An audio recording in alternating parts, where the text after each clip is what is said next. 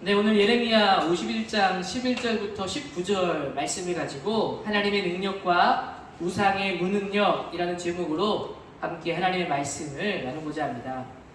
여러분, 사사시대를 지나서 이 사무엘 시대, 이 사무엘 말씀에 들어가게 될 때 이스라엘 백성들이 여러분 가장 많은 전쟁을 치르고 가장 많이 힘들게 했던 민족이 하나 있는데 바로 어디 있냐면 블레셋 족속입니다. 여러분, 전에도 한번 말씀드렸던 것 같은데 이스라엘 민족이 처음 가나안 땅에 들어오고 입성하게 될 때 비슷한 시기에 지중해 쪽에 위치를 잡은 민족이 바로 블레셋입니다. 이 블레셋은 해양 민족으로 애굽을 거쳐서 들어왔고, 여러분 이스라엘 민족은 유목 민족으로 시내산에서 요단강을 지나 가나안 땅에 들어옵니다. 이 두 나라가 아주 비슷한 시기에 들어와 정착을 하게 되죠. 처음에는 그렇게 부딪히지 않았습니다. 그런데 시간이 흐르고 인구가 서로 늘어나게 되자 땅이 좁자 서로 빈번하게 부딪히는 일들이 많아졌고 전쟁을 많이 가지게 됩니다. 여러분, 이스라엘은 당시에 청동기 문명이었다고 한다면 블레셋은 철기를 사용하는 문명이었습니다. 그럼 블레셋과 이스라엘이 싸우면 누가 더 강력하겠습니까? 철기를 사용하는 블레셋이 더 강력했죠. 그래서 이스라엘은 블레셋은 언제나 공포의 대상이었습니다. 사무엘상 4장의 말씀을 이제 찾아가서 보시면 이 블레셋이 이제 공격해오는 장면이 나옵니다. 이스라엘을 공격해 오고 있는 겁니다. 그 전쟁에서 블레셋은 역시나 강력했고 이스라엘은 패하게 되어지고 군사가 4,000명이나 죽게 됩니다. 패잔병들이 이스라엘에 돌아오니까 이스라엘의 지도자들, 장로들이 이게 도대체 무슨 일이냐, 왜 우리는 자꾸 패할 수밖에 없다는 말이냐, 어떻게 하면 좋을까 하며 의견을 모으기 시작합니다. 이런 탄식 중에 내놓은 대안이 여러분 뭔지 아십니까? 바로 실로에 거주하고 있는, 실로에 모셔놓은 하나님의 언약궤를 가져오면 우리가 전쟁에서 승리할 수 있을 것이다. 과거에 애굽에서 출애굽할 때, 그리고 요단강을 건널 때 이런 언약궤를 함께함으로 우리가 승리하는 것처럼 하나님의 언약궤가 돌아오면, 여기에 갖고 오면 우리가 승리할 것이다. 실로에 사람을 보냈고 하나님의 언약궤를 가지고 전쟁터에 들어오게 되죠. 이 언약궤는 제사장들만이 운반하게 되어 있는데 당시 엘리 제사장의 아들들이었던 홈니와 비느하스가 이것을 가지고 들어옵니다. 홈니와 비느하스는 나중에 여러분들 설명을 드리면 알겠지만 굉장히 타락한 제사장의 아들들이었죠. 여러분, 많은 죄를 짓게 되어지는데 그들이 이것을 가지고 들어오니까 백성들, 군사들의 사기가 한끗 올라가기 시작하는 겁니다. 만세 만세, 이겼다. 여러분, 이런 영광을 받으면서 들어왔던 홈리와 비낫을 한번 상상해 보십시오. 아마 이들은 이런 영광을 굉장히 즐겨하지 않았을까 싶습니다. 이제 승리할 것이다 라고 여겼죠. 여러분, 이런 환호성을 들었던 바로 앞에 진을 치고 있던 블레셋 병사들은 소문과 소식을 듣고 두려움에 휩싸이기도 합니다. 그런데 실제로 막상 전쟁이 벌어지기 시작하자 어떻게 되죠? 언약궤가 왔음에도 불구하고 이스라엘은 패하게 되어집니다.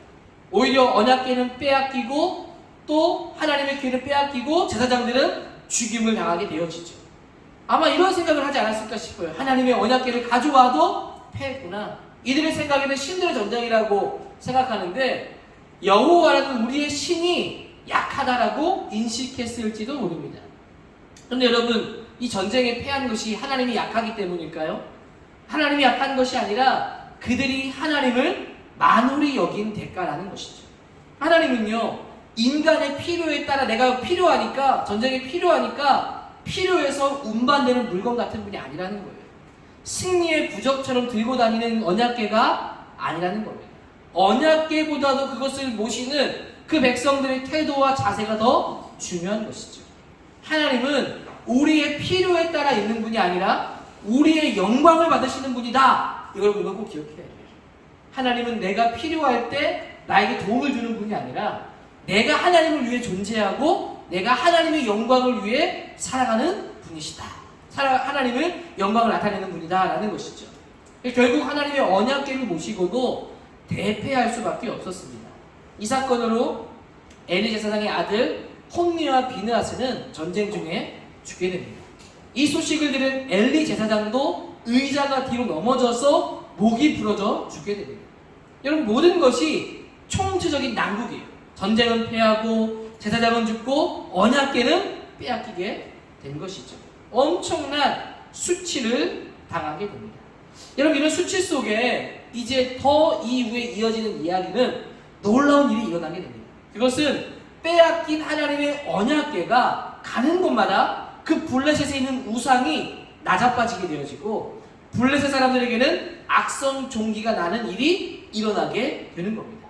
처음에는요, 언약궤가 다곤이라는 그들이 모시는 섬기는 신전 안에 있게 되어집니다. 왜 그곳에 옮겨 놓았는가 하면 다곤은 블레셋이 섬기는 우상인데 이 고대 근동 사회에서는 자신들이 그 신을 이겼기 때문에 자기들의 신상 앞에 이 여호와의 언약궤를 놓음을 통해서 우리의 신이 더 우월하다 이런 것을 드러내려고 한 것이죠.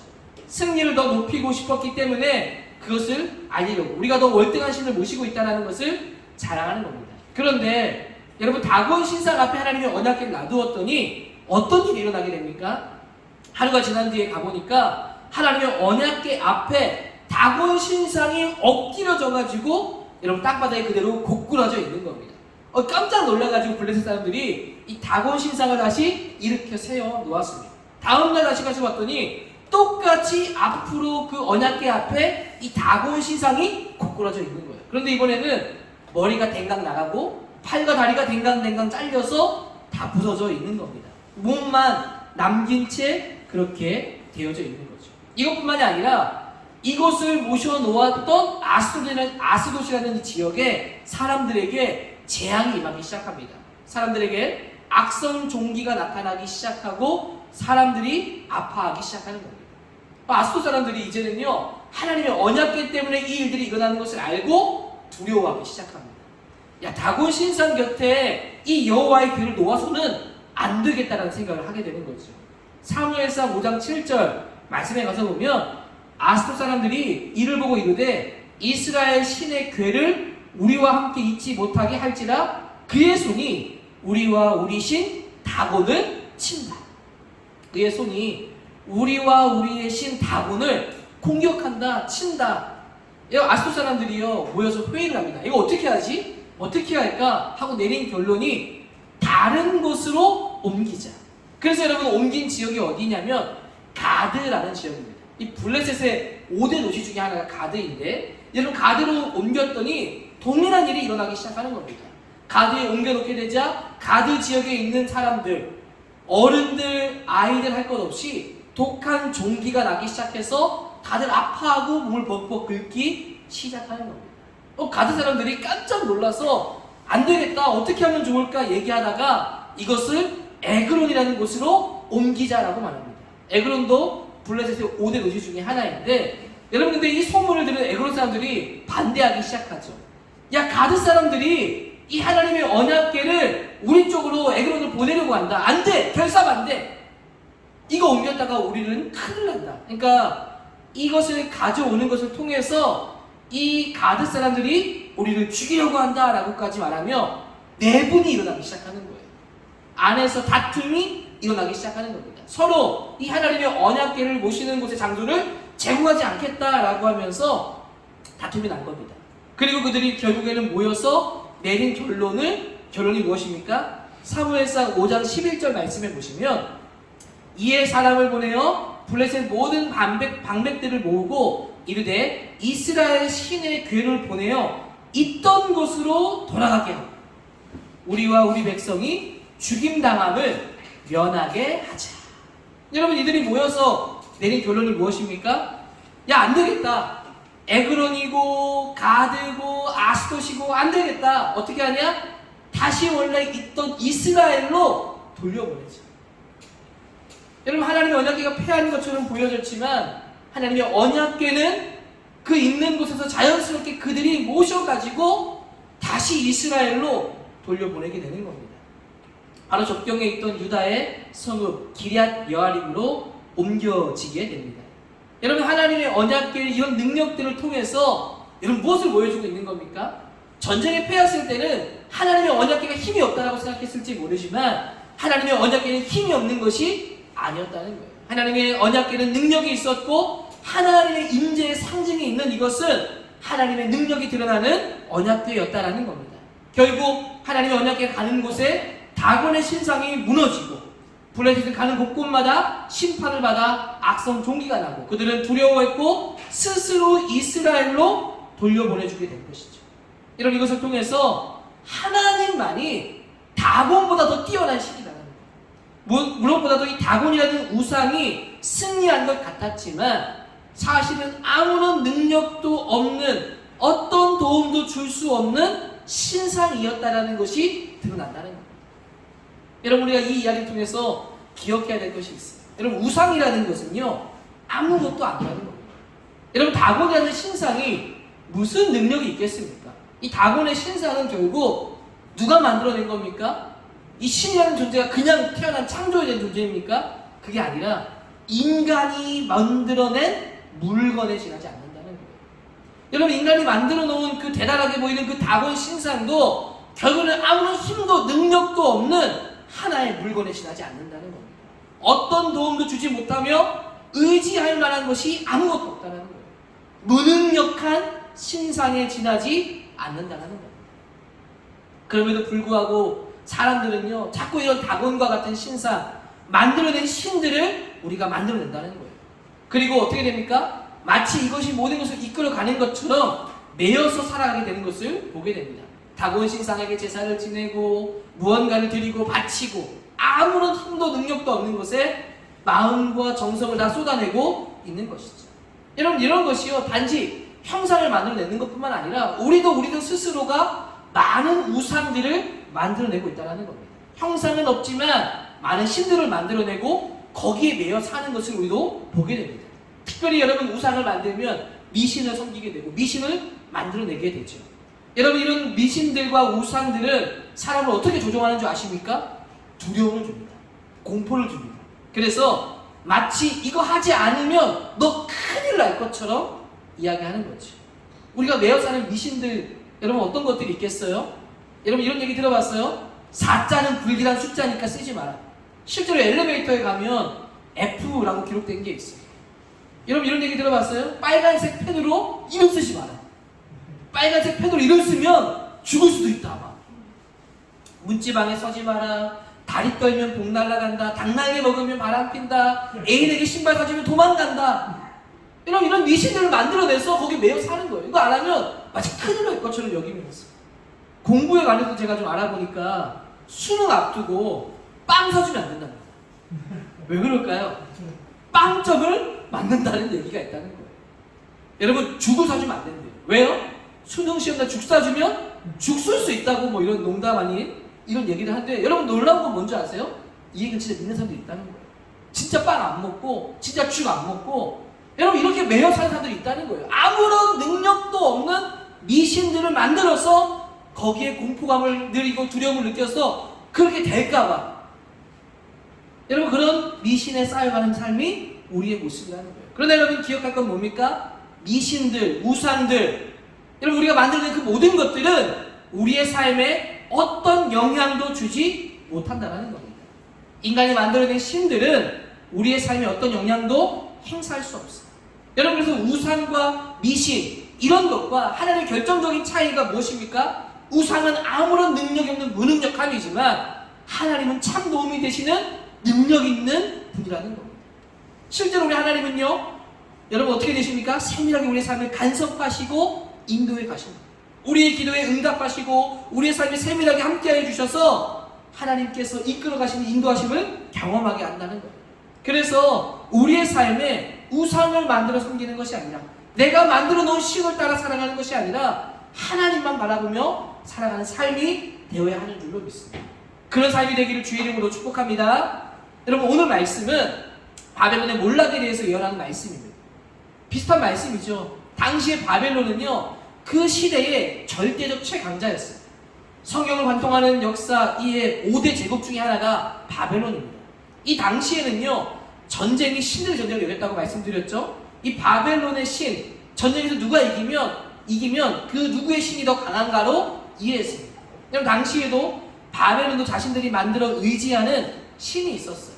마르둑이라는 신입니다. 마르둑의 뜻은요 태양의 아들이라는 뜻입니다. 고대 근동 때 알려진 여러분 창조 신화를 다룬 이야기 서사시가 있어요. 에누마 엘리시라는 그 기록에 보면 이 마르둑이 나옵니다. 그 내용은 여러분 마치 그리스 로마 신화처럼 올림푸스의 신을 다루는 이야기들이 다뤄져 있어요. 그 서사시 속에 모든 시작을 일으킨 신이 누구냐면 티아맛이라는 신입니다. 이 티아맛이라는 신과 이 마르둑이라는 신이 싸움이 일어나게 됩니다. 그 싸움에서 누가 이기는가? 마르둑이 승리하게 되죠. 그리고 우주 최고의 신이 바로 마르둑이다 라고 말합니다. 바벨론은 바로 그 마르둑을 따랐던 민족입니다. 여러분 이들에게 얼마나 이 마르둑이라는 신, 특히 고대 근동 사회에는 굉장히 신 중심 사회였어요. 신본주의를 따르는 거예요. 여러분 그래서 이 굉장히 신이 중요한데 이것이 나라의 정치와 국가의 모든 문제에 연관되어졌고 함께 갔습니다. 나중에 바벨론이 페르시아에 멸망당할 때 마지막 왕이 누구냐면 나보니도스라는 왕인데 여러분 그 왕이요 국가의 신인 마르둑을 섬기지 않았어요. 달의 신을 숭배했어요. 그러니까 사람들에게 엄청난 미움을 받았을 뿐만 아니라 심지어 반란까지 일어나게 됩니다. 그걸 진압하는 과정 속에 여러분 다른 왕들이 세워지기도 했었지. 그만큼 바벨론에게 마르둑은 국가의 중요한 수호신이었습니다. 여러분 그들은요 그 마르둑이 자신들을 지켜준다라고 생각했습니다.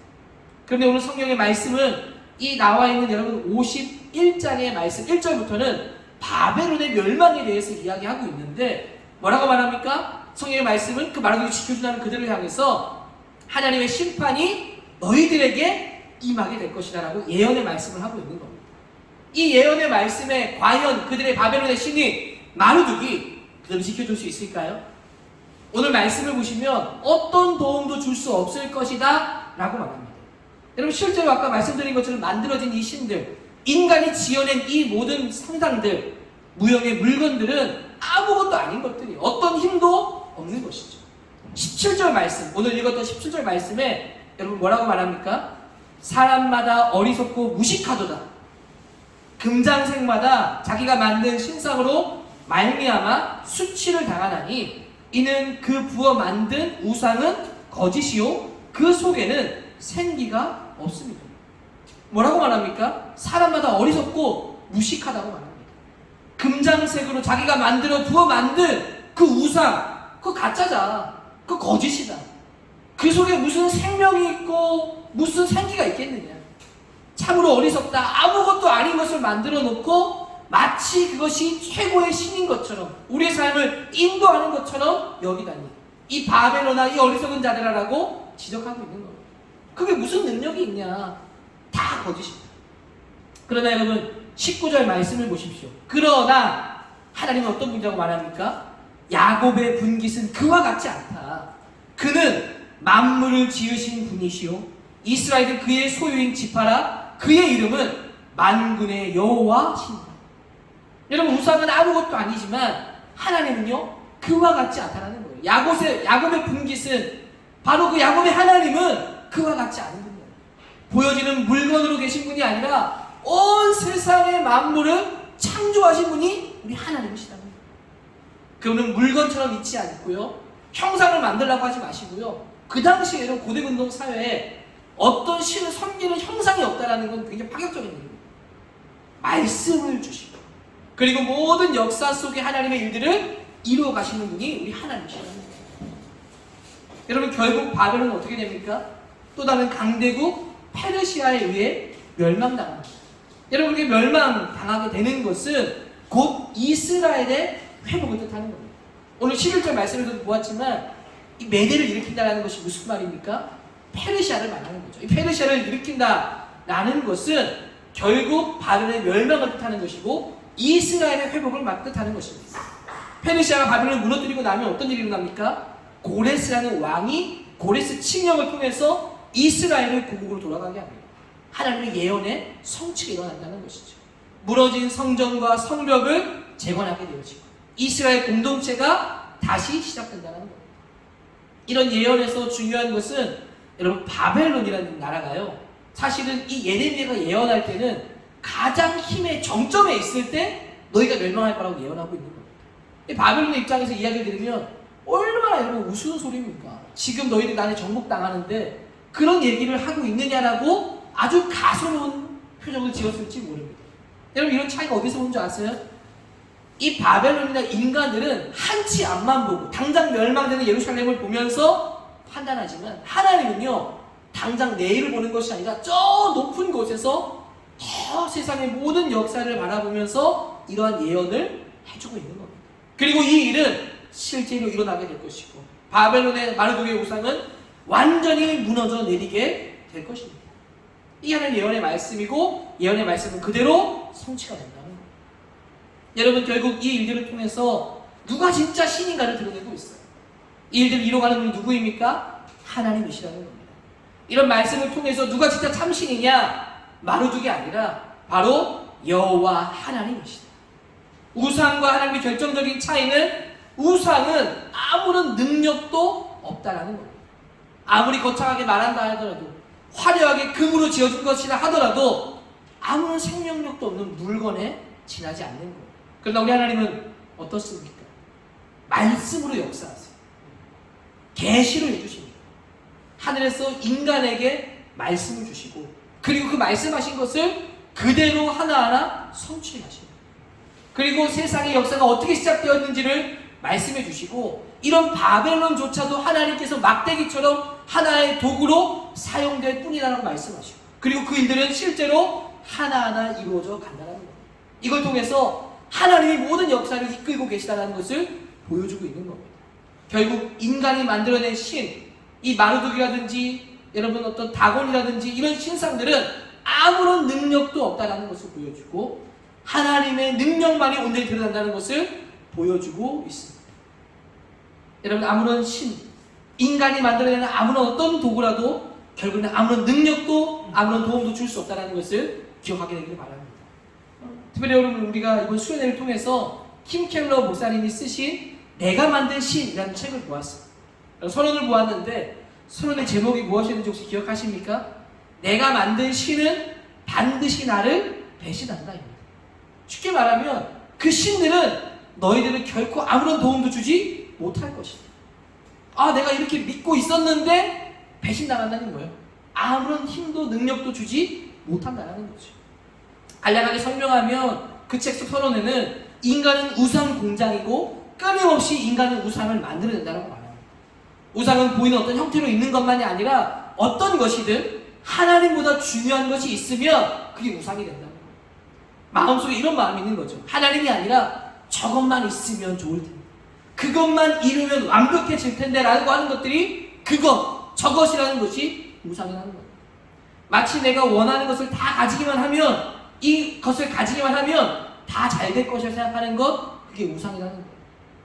우리는 이렇게 적용할 수 있겠죠? 내가 원하는 대학에만 들어가게 해준다면 진짜 좋을 텐데, 내가 원하는 목적만 이룬다면 정말 행복할 텐데, 진짜 이게 모든 걸 다 얻은 것처럼 여겨질 텐데 하는 것, 바로 그게 우상이라고 말합니다. 내가 만들어낸 신이라고 말합니다. 그리고 뭐라고 말합니까? 그 신은, 그 우상은 반드시 나를 배신한다는 거예요. 그게 진짜 나에게 도움을 줄 줄 알았는데 아무런 진정한 도움을 주지 못하게 된다는 거예요. 내 안이 채워지는 것이 아니라 비워지기 시작하고 공허와 허무함을 경험하게 된다는 거예요. 여러분, 오늘 말씀을 들으면서 인간은 끊임없이 이런 내가 만들어낸 신들, 우상을 만드는 존재라는 겁니다. 이 내 모습을 자각해야 돼요. 그리고 그런 우상들이 아무런 힘도 능력도 없다는 것을 기억해야 됩니다. 만약 기억하지 못하면 우리는 우상의 노예로 살아가게 돼요. 거기에 매여서 이거 아니면 안 된다라고 생각하며 우리의 자유를 빼앗기고 진정한 삶을 살지 못하게 됩니다. 그러나 여러분, 하나님은 어떤 분이십니까? 우리 하나님은 우리의 마음과 영혼을 채워주시고 우리를 인도에 가시는 분이다라는 겁니다. 진정한 도움을 주시는 분이 우리 여호와 하나님이시라는 거예요. 오늘 말씀을 기억하면서 여러분, 여전히 성적인 우상을 쫓지 말고, 성공의 우상을 쫓지 말고, 이것만 있으면 하며 살아가지 말고, 하나님이 참 능력이고 참신임을 믿고 하나님을 바라보며 하나님 영광을 위해서 온전히 그분만을 위해 살아가는 여러분의 삶이 되기를 주의 이름으로 축복합니다.